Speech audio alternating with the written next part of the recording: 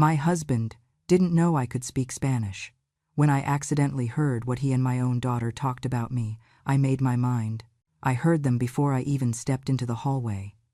Chris's voice came first, low and annoyed, followed by Marissa's sharper one. They were speaking Spanish again, the language they thought wrapped them in secrecy. They had no idea I understood every single word. They never wondered why I stayed so quiet, why my face never reacted, why I simply kept walking as though their voices were muffled by age instead of comprehension. That morning, though, their tone cut sharper than usual, and I stopped just before turning the corner.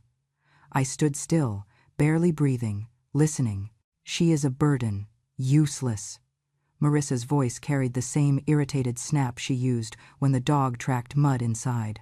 In my mind, the English translation arrived instantly, like a reflex I had spent decades hiding.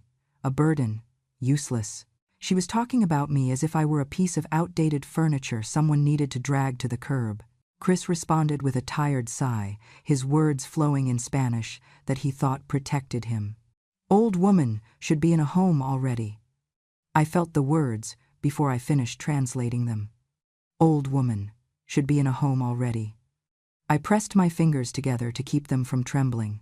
I was standing only 6 steps behind them, listening to my own obituary delivered by the 2 people who were supposed to care for me. Marissa gave a short, ugly laugh. She is embarrassing. Embarrassing. At 76 years old, you would think insults would sting less. But no matter how long you live, cruelty always finds a fresh place to land. I swallowed hard and forced myself not to make a sound. They had no idea their secret language was not secret at all. I stayed hidden, heart thudding, and listened to them move into the kitchen. They began preparing coffee for themselves, without offering me any, even though the pot sat right in front of them. That tiny gesture summed up everything. I was an afterthought at best, and a nuisance at worst. A few minutes later, guests arrived, and the charade began. Marissa switched to English so she could perform her false kindness. She is just staying here temporarily, she said loudly, as if rehearsed. We take good care of her. Inside my mind, the words twisted. They talk like I am dead weight. They talk like I should be grateful they let me breathe their air. The guests gave polite nods, unaware of the contempt hiding beneath her sweet tone.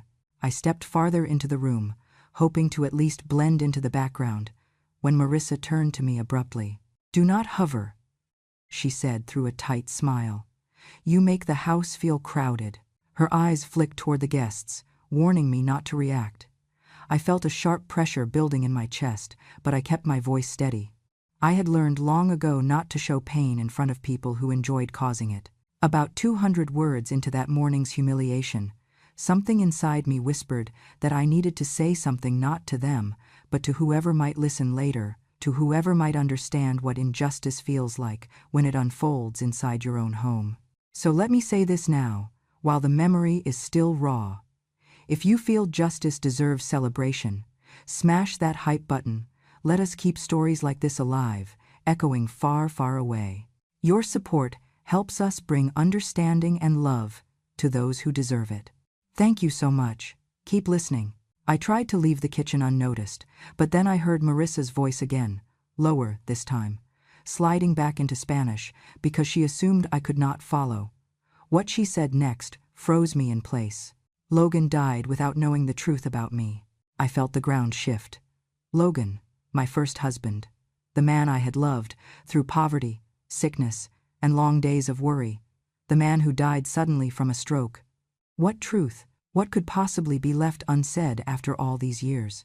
Chris answered her quietly, also in Spanish, as if the walls themselves were ears. And Natalie never will. My mind translated before my heart could catch up. Logan died without knowing the truth about me, and Natalie never will. The words rolled through my chest like cold water. I gripped the countertop to steady myself. They were talking about Logan behind my back. They were hiding something that belonged to my past, my grief, my marriage, and they said it with the confidence of people who believed I was too ignorant to understand. Marissa exhaled sharply, annoyed. She is old. She cannot even tell when we are talking right in front of her. Another translation cut through me like a blade. She is old. She cannot understand anything. I wanted to shout that I understood everything, that their words felt like salt rubbed into old wounds. But I stood there, invisible, in my own home. When they walked out of the room, laughing lightly, I remained by the sink, holding on to the cold edge as if it were the only thing keeping me upright. My breath felt shallow, but my mind was awake in a way it had not been in years. Their voices replayed over and over, each sentence carving a new line into my resolve. They think I do not understand, I whispered to myself. They forget who I was before I became their convenience. Before I was Logan's wife, before I was the old woman they shoved into silence, I spent a full year living beside people who spoke only Spanish. A year where a different family treated me with more kindness than my own household showed me now. A year that taught me how to listen even when no one thought I could hear. And now I realized listening was going to save me and destroy them. People often assume that an old woman's life begins at the moment she starts slowing down. But mine began long before anyone in this house was born. I grew up poor, not the romantic movie kind of poor, but the kind where your stomach tightens before bed and your shoes are held together with hope. At 17, with no family left and no money to my name, I took a job as a live-in helper for a Mexican immigrant family in southern Idaho. They were kind in a way that felt foreign to me then. They fed me before feeding themselves, insisted I sit at the table as family, and corrected my posture when I apologized too much. They spoke only Spanish in the home, and slowly, naturally, without any classroom or textbook, the language wrapped itself around me. Within months, I understood everything. Within a year, I spoke well enough that the grandmother of the house would pat my cheek and call me her other granddaughter. Those 12 months were the only time before meeting Logan that I felt truly loved. No one since then has known that I learned Spanish not from study, but from survival and affection. I never flaunted it, I never mentioned it. It was the one piece of my past that felt like mine. Then came Logan. He was gentle, steady, one of the rare men who carried kindness in his bones instead of performance. I fell hard and fast, but loving Logan meant stepping into a world where I did not belong. His family saw me once, just once, and their judgment took root like mold. It was in the way his sister looked at my shoes, in the way his mother asked which relative I lived with before orphanages became the trend, in the way someone whispered he could have married up. Logan defended me, but one man's voice cannot silence a chorus determined to hate. Years later, after we adopted Marissa, those same people found a new vessel for their venom. Marissa had been a small, bright-eyed child with hair like ink and a laugh that filled the whole house. Logan adored her, and I loved her as fiercely as if she had come from my own body. But children absorb the world around them, and Logan's relatives had a way of dripping poison with the sweetest smiles. If Logan hadn't married Natalie, they told her, your father would have climbed higher. He would have given you a better life. Natalie holds him back. She has nothing to offer you. She's a burden. You need a real mother. Those words stuck to her like thorns. Even though I held her through fevers, taught her to braid her hair, and spent every extra dime making sure she had what I never did, she grew up believing I had ruined the life she deserved. Every birthday gift I gave her became cheap. Every meal I cooked was not like other families. Every mistake she made somehow became tied back to the idea that I was the anchor keeping her ship from ever setting sail. The saddest part is that she never resented Logan, only me. Logan was the saint, the man too noble to complain about the woman who dragged him down. And I carried that blame quietly because I loved him and because I loved her, despite how little she loved me back. There is something else, something that ties the past to the present, though I only understand it now. When Marissa was very young, no older than 5, she once overheard me speaking Spanish. I remember it clearly. A neighbor from my old workplace had stopped by, and she and I slipped naturally into the language of my youth. Marissa wandered into the room, listened for a few seconds, then ran off to play. She was too young to make sense of it, and moments like that disappear from the mind like chalk in the rain. She never connected those brief echoes to the woman she grew to despise. It never occurred to her that the language she uses to insult me is one I carry fluently in my bones. And then there is Chris, my current husband. He was Logan's closest friend, the only person who came around after Logan's stroke without needing thanks or praise. When Logan died, Chris became a bridge between the world I knew and the world I feared facing alone. I married him years later, not out of desperation but out of gratitude, companionship, and a gentleness that reminded me of the man I lost. But now I understand something unsettling. Marissa has always leveraged her connection to both men, to Logan's love and Chris's loyalty, to manipulate her place in this house. She treats them like tools, like shields. And Chris, blinded by guilt over surviving when Logan did not, let her twist that guilt into authority. Before Logan died, he sensed something was wrong. He told me once, barely audible through the exhaustion of his illness, "There is something she isn't telling us." I thought it was his worry speaking. Now I realize it was something deeper: intuition, the kind only a father can feel. I replay that memory often, especially now, after hearing what Marissa and Chris said about Logan that morning. Logan died without knowing the truth about her, and they never wanted me to know, either. But I have spent my whole life listening to what people thought I could not hear, and this time, listening will lead me straight to the truth they tried to bury. People imagine betrayal sounds like shouting or slamming doors, but mine came softly through walls, through vents, through the language they thought would hide them from me. Chris and Marissa had formed a habit since nearly the beginning of our marriage. Whenever they wanted to speak freely about me, they switched into Spanish. They would be in the kitchen, the hallway, or Chris's office, and the moment they wanted to say something sharp enough to cut, they folded themselves into that language like it was a shield.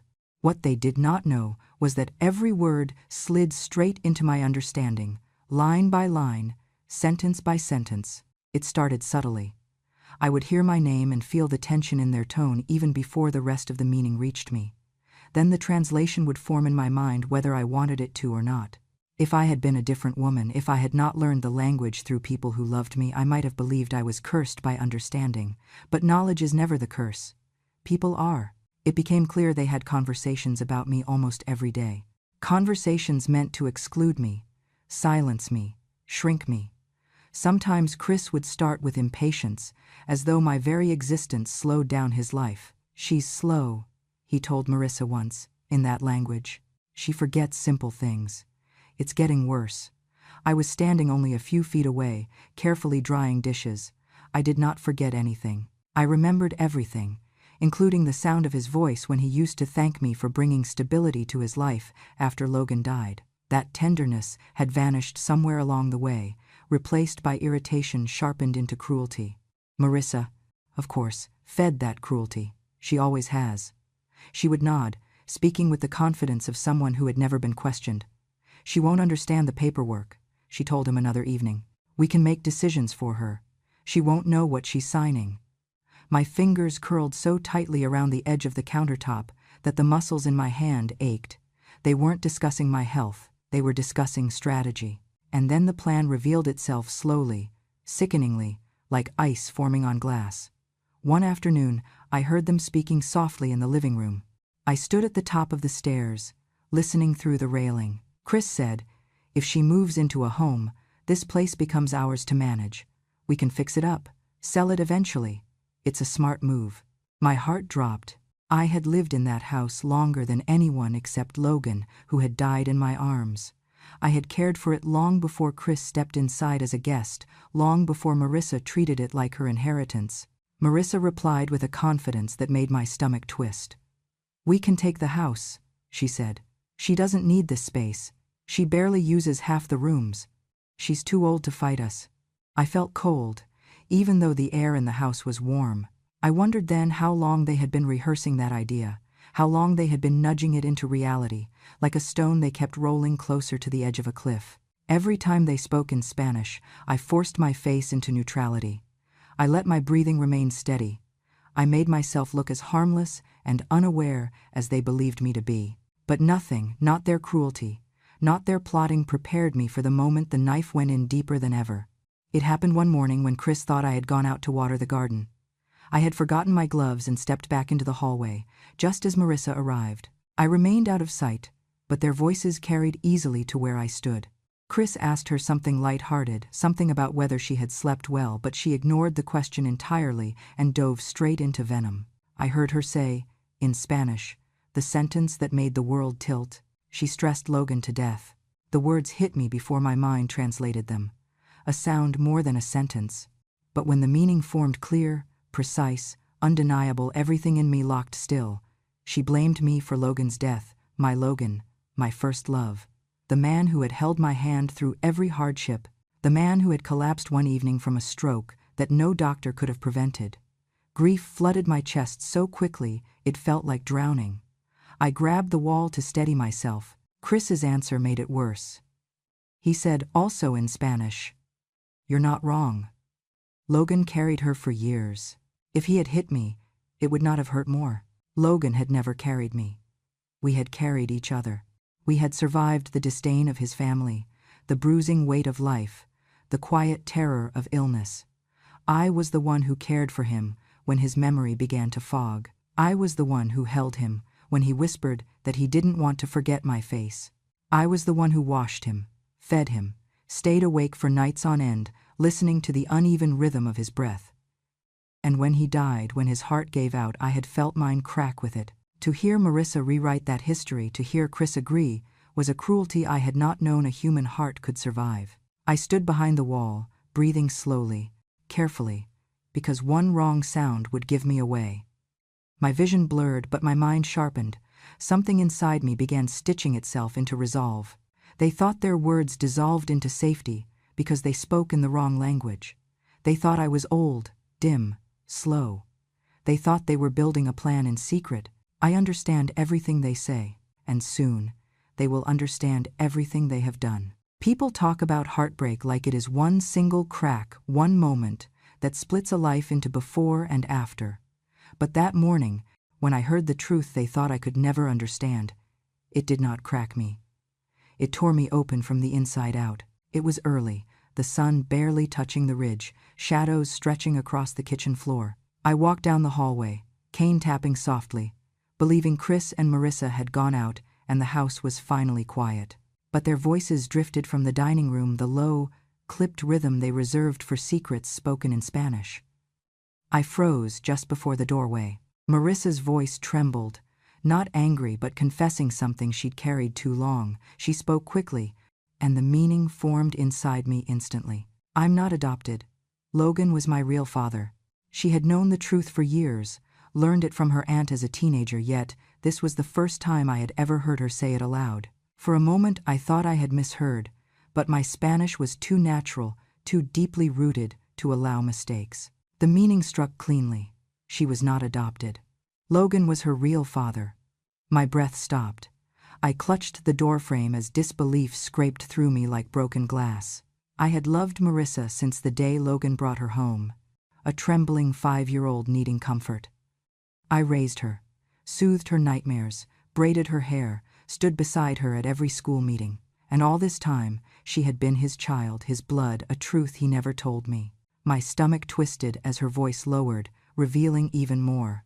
She said she had known since her teenage years. She said her aunt had told her the truth. She said she resented me for taking Logan away from her real mother, a woman he had never married, a woman he had once been involved with long before me. And then she said something that twisted deeper than all the rest. He loved me more because I was his, not her. Chris exhaled sharply. Paper rustled. He was probably holding one of the folders he kept in his desk.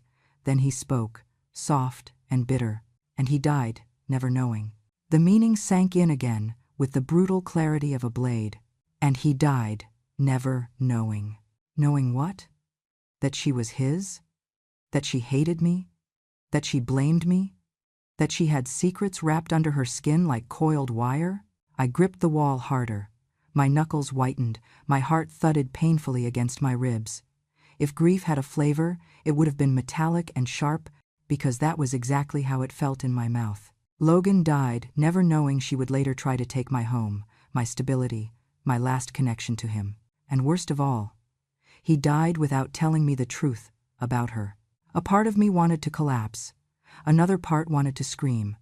But I stood there, still as stone, letting the pain settle into its shape. I had learned long ago that breaking down in the moment of impact only left you too weak to clean up afterwards. Grief would be a luxury later, For now, I needed clarity. They kept talking. "We need to move faster," Marissa said, "before she starts asking questions. If she gets suspicious, everything falls apart. Before she realizes she's not as in control as she thinks, before she realizes, if only she knew." Chris's voice dipped lower, almost conspiratorial. "The evaluation next week. If the doctor signs off that she's losing memory, we can move her into a home within a month." My stomach twisted. They wanted to fake cognitive decline. They wanted a medical signature labeling me incompetent. They wanted legal authority over my home, my finances, everything I had left of Logan. I breathed slowly through the burn in my lungs. They believed I was defenseless. They believed the language hid them. They believed the lie Marissa carried gave them leverage. But they were wrong. My grief solidified into something sharper. Not revenge, not anger, awareness, resolve. I stepped back silently, retracing my footsteps up the hall. My body shook, not from age, but from emotion bottled so tightly I feared it might burst. I reached my bedroom and shut the door quietly. Then, with trembling fingers, I opened the drawer of my nightstand and pulled out the small voice recorder I kept for reminders, shopping lists, doctor instructions, notes for myself. I stared at it for a long second. Then I clicked it on. They had forgotten I understood them. They had forgotten I am not helpless. They had forgotten who raised Marissa, who kept Logan's home alive, who survived a lifetime of quiet cruelty without crumbling. I pressed the recorder to my chest. "I won't let them take my home," I whispered. "I won't let them rewrite who Logan was. And I won't let them hide what they've done." Then I began walking toward the hallway again. Because if they were going to speak in secrets, I would gather every one of them. If they were going to trap me, I would build a record brick by brick until the truth became undeniable. And if they thought I was weak, they were about to meet a strength they never imagined. I turned the recorder back on, and I listened. I did not sleep after hearing Chris and Marissa whisper about truths Logan never knew and truths I never would.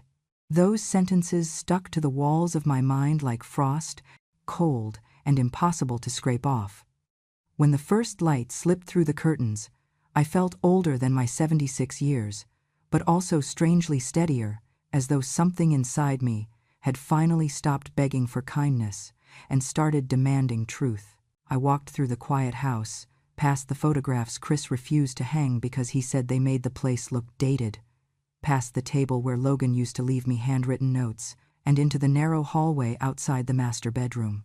I remembered how Logan, especially in his last months, would stand there tapping the wall lightly with his knuckles, pretending to stretch his shoulder. At the time, I thought he was fighting the stiffness that came with his stroke, but now, with suspicion biting the edges of my thoughts, I placed my palm flat against the painted surface and slid it slowly upward. My fingers brushed a faint seam. A tiny click echoed under my hand. A panel shifted inward, opening like a secret exhale. Inside the hidden cavity lay a folded packet of documents and a small wooden box. Dust coated everything, soft as ash. I pulled the papers out and sat on the floor because my knees suddenly felt too weak to hold me up. The first sheet I unfolded was a deed, my name printed alone at the top, in bold type, no co-owner, no joint signature. I blinked hard, thinking maybe I was misreading it, but the line remained unchanged. Logan had transferred the house to me years ago. Why would he hide that? Why had Chris repeatedly insisted the house belonged to him, as Logan intended? And why had Marissa talked so confidently about selling it when the time was right? Questions gathered like storm clouds as I opened the next document. It was a will, not the will Chris kept locked in his office drawer, the one he used to quote whenever he wanted to remind me Logan trusted him with all responsibilities. This one was different. Older, yes, but valid, notarized, countersigned. Logan left everything to me, not to Marissa, not to Chris. Every asset, every savings account, every last piece of property mine. And tucked inside, written in Logan's shaky but unmistakable handwriting, was a note meant only for me. If you find this, it means I waited too long to speak about my suspicions. Trust no one until you see the full picture, even the ones standing closest. I read that line again and again until my eyes blurred. Suspicions? About what? About whom? The words felt unfinished, like he had run out of breath or time or courage. My fingers moved to the wooden box. It felt heavier than it looked, the way grief feels heavier than a body. Inside were 3 unlabeled USB drives, placed with purposeful care. I stared at them for a long moment. My heart told me not to open them while Chris and Marissa were awake. My instincts told me Logan had recorded something he was afraid to say aloud. And my chest tightened with a dread that came from knowing whatever was on those drives might change everything I thought I knew. I hid the papers beneath my sweater and closed the secret panel, sealing Logan's hiding place until I was ready. When I walked downstairs, I heard the grumbling noise of the coffee machine and Marissa's voice slicing through the air with irritation about the laundry I had folded. Wrong. Chris didn't look up when I walked in, and Marissa barely acknowledged me.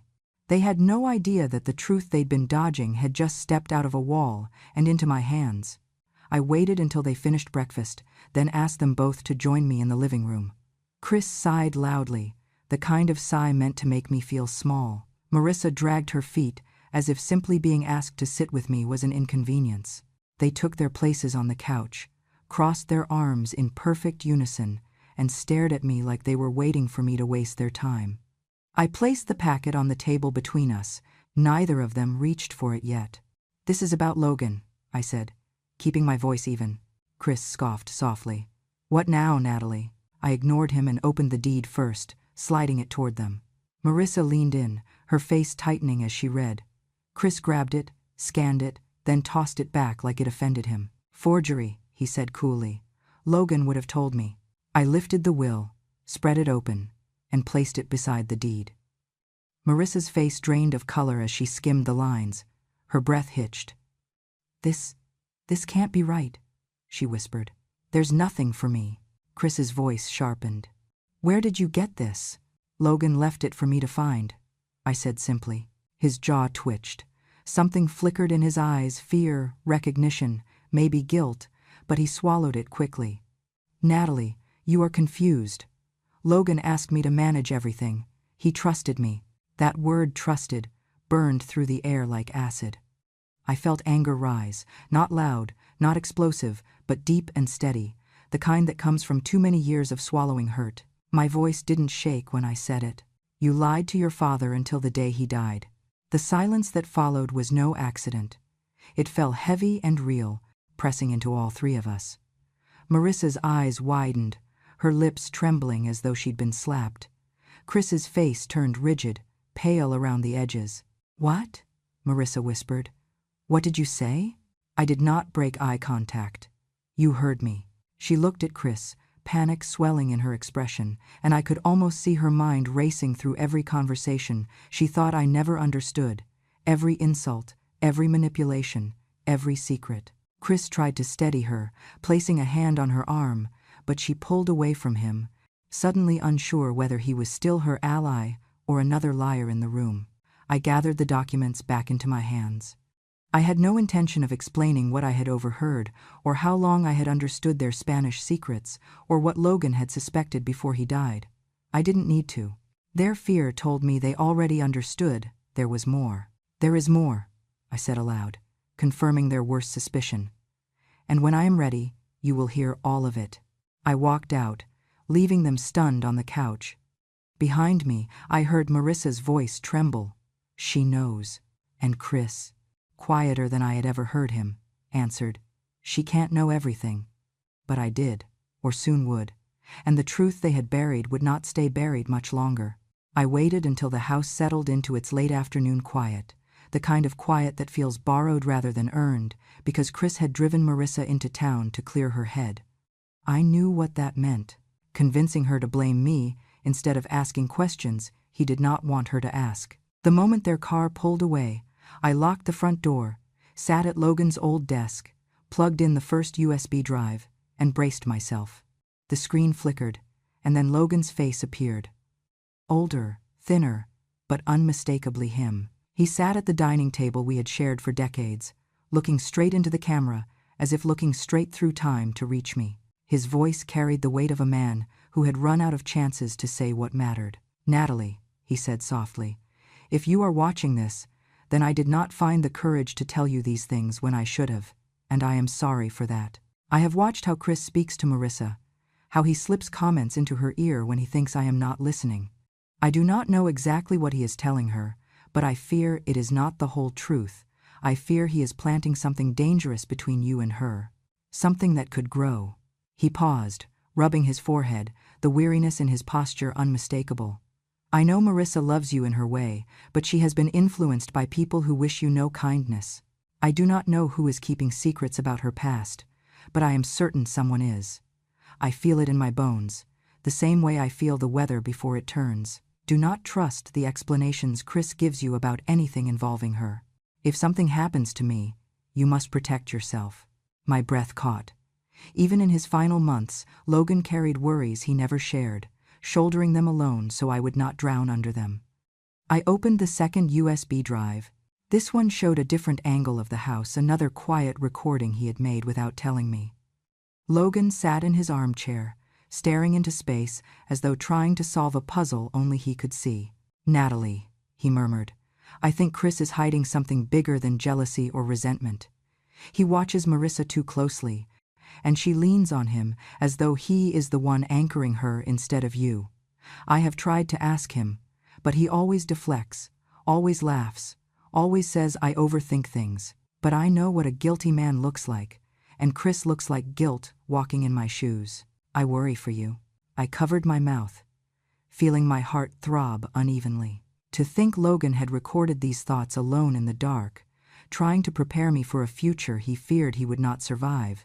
It hollowed something inside me and filled it at the same time. The third drive held shorter clips, mostly audio with grainy visuals, Logan whispering concerns I did not even know he carried. By the end of it, tears blurred the room around me, but my mind was clearer than it had been in years. Logan had left me answers. Now it was my turn to reveal the ones I had collected. When Chris and Marissa finally returned, they walked into the living room to find me standing at the center, the small recorder I had hidden on the counter placed on the coffee table beside Logan's laptop. Chris frowned, already annoyed. Marissa looked exhausted and irritated. I pressed play before either of them could speak. Their voices filled the room instantly, the insults, the contempt, every cruel sentence they had whispered in Spanish, echoing clearly now because I repeated each line aloud in English, translating their venom in real time. "She is a burden. She slows us down. Once we get her into a home, things will finally be easy." Their faces stiffened, disbelief and panic crawling across their expressions as I continued. Marissa whispered a curse under her breath. Chris closed his eyes, jaw tightening, but I did not stop. I played every line, every degradation, every calculated plan they thought I would never understand. And then the last one, the one that had cut deepest, poured through the speaker. Marissa's voice, casual and cruel. She stressed Logan to death. I translated it calmly, my voice steady, as both of them stared at me with the horror of people realizing the ground beneath them was gone. When the recording ended, silence swallowed the room, thick, suffocating, absolute, and I finally said the words they deserved to hear. Logan heard the truth too late. "I will not." Their shock was only the beginning. I knew the moment had come when I reached into Logan's old metal lockbox and pulled out the envelope he had marked with a shaking hand in thick black ink, to be opened only if the truth becomes necessary. My fingers trembled, not from fear but from the weight of everything that had already unraveled. Chris and Marissa stood in front of me, Chris with his arms crossed and his jaw stiff, Marissa pale and wide-eyed, as though still dizzy from hearing her own cruelty replayed in my translations. I opened the envelope slowly. Inside was a folded sheet, heavier than normal paper, the kind of document that carried a history no one wanted to confront. Logan had signed his name at the bottom in the careful script he used only when something mattered. He had done this in secret, while illness had already begun dimming his strength. I unfolded the page fully and forced my voice not to shake. "This," I said, "is a DNA report. Logan ordered it years ago, and now I understand why he did." Chris shifted his weight, suddenly restless. Marissa's throat bobbed as she swallowed. I continued. "The report confirms something Logan suspected but never told either of us. Marissa, you are not adopted. Her hand flew to her mouth. I saw shock flicker first, then confusion, then something deeper, a kind of terror that comes from feeling the foundation of your identity twist beneath you. The test proves that Logan was your biological father, I said. Your real father, from the beginning. Marissa staggered back as though someone had pushed her, her breath breaking into short gasps. When she finally spoke, her voice cracked open. He loved me, she whispered, and I hated her. The words dissolved into a sob that shook her shoulders. She pressed both hands against her face, as if trying to stop everything from spilling out at once. Regret, grief, disbelief. I felt the ache of it in my chest, but I did not move toward her. Not yet. She had spent years letting others paint me as the villain of a story I had lived faithfully. Now she stood in the ruins of that lie, finally understanding who had loved her without condition. While Marissa unraveled, Chris went unnaturally still, his eyes locked not on me, but on the DNA sheet in my hand. It was the stillness of a man calculating the damage, not mourning the truth. Logan had anticipated this too. At the bottom of the report, in handwritten ink darker than the printed text, were lines addressed directly to me. If something happens to me before I can confront Chris, know that I believe he knows more about Marissa's mother than he ever admitted. I suspect he may have been involved with her. I do not know the full story, but I fear he has never told the truth about his connection to her. I read those lines aloud. Chris's eyes flashed with something hot and ugly before he forced his expression blank. Marissa looked up sharply, tears streaking her cheeks. "What does that mean?" she demanded. Chris didn't answer. He simply stared at the floor, as though the wood grain could save him. His silence was the answer. I watched the realization strike Marissa, the betrayal, the manipulation, the subtle way Chris had shaped her resentment toward me for years. If Logan had been her real father, then Chris had been the outsider all along. Yet he was the one who had whispered poison into her ear. She squared her shoulders and stepped toward him. "Did you know?" she asked, voice trembling but stronger now. "Did you know Logan was my father?" Chris said nothing. His jaw shifted, his eyes narrowing, but he didn't speak. That silence swallowed the room whole. "You did," she said, voice breaking. "You knew, and you let me hate her. You let me think Logan wished he had a different wife. You let me believe lies because it served you." Chris finally lifted his chin, his voice low and defensive. "It was not my responsibility to fix your family's history." Marissa stepped back as if burned. For the first time since she was a teenager, she stood on my side without realizing it. She whispered, "You ruined everything." And I saw it, the truth uncoiling fully inside her, reshaping every memory she had clung to. Logan had been her father. Logan had loved her. Logan had died believing she hated me, but never knowing why.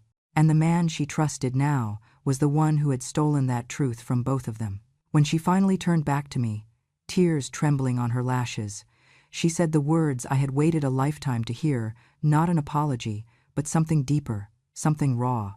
"I was wrong," she whispered. "I did not know. I never knew." And for the first time, the bitterness between us cracked just enough for the truth to breathe. The reckoning had finally begun. I stood there for a long moment, looking at both of them, Chris rigid with embarrassment and anger, Marissa trembling beneath the weight of her own revelations, and for the first time since this nightmare began, the power in the room shifted entirely into my hands. I felt it settle into my bones, not as vengeance, but as a righteous reclamation of everything they had tried to strip away from me. Chris opened his mouth as if he might try to salvage whatever control he thought he still had. But I raised my hand, and he fell silent. I spoke with a calmness that shocked even me. "Chris," I said, "you need to leave this house, now, and you will not return." He blinked rapidly, stunned that I wasn't pleading or arguing. "Natalie, do not be ridiculous," he snapped, trying to regain his footing.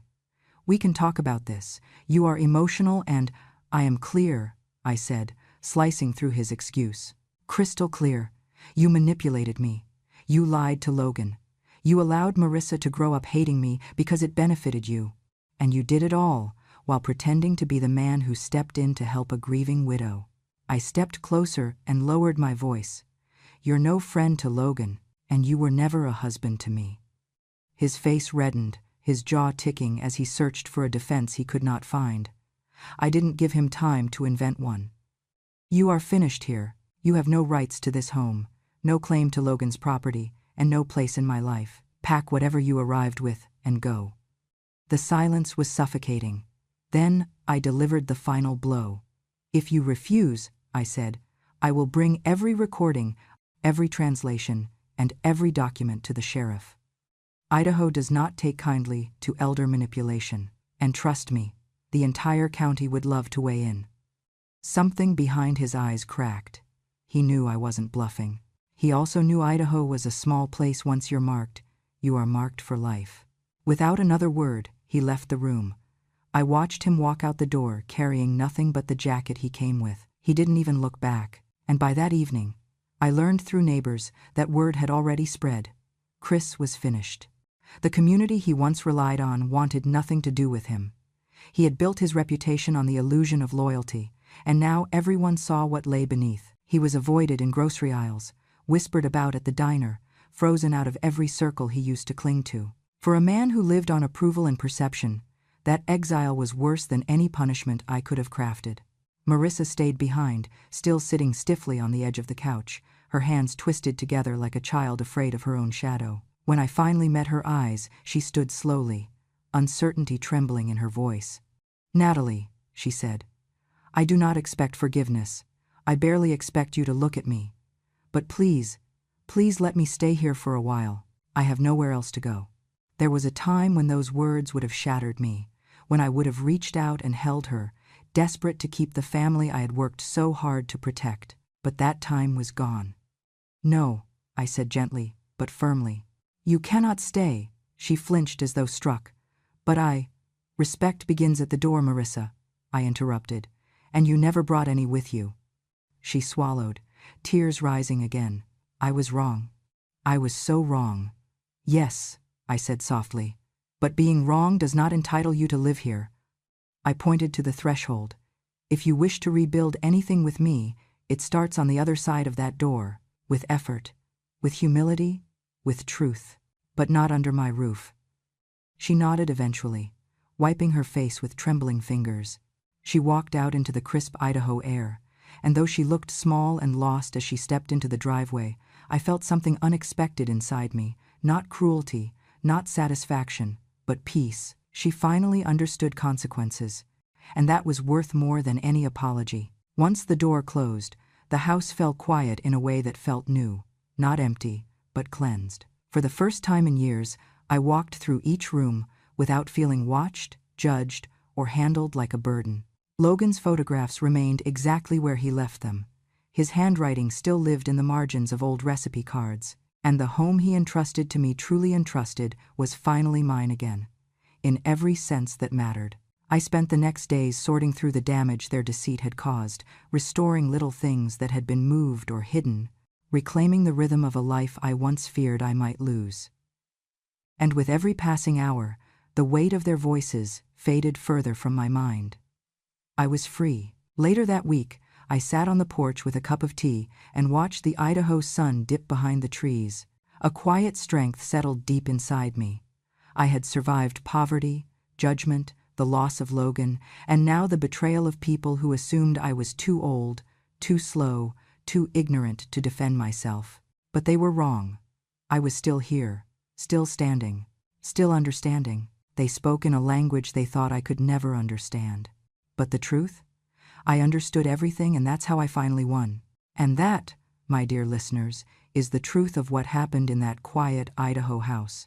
People often assume age makes us fragile, unaware, or easy to deceive.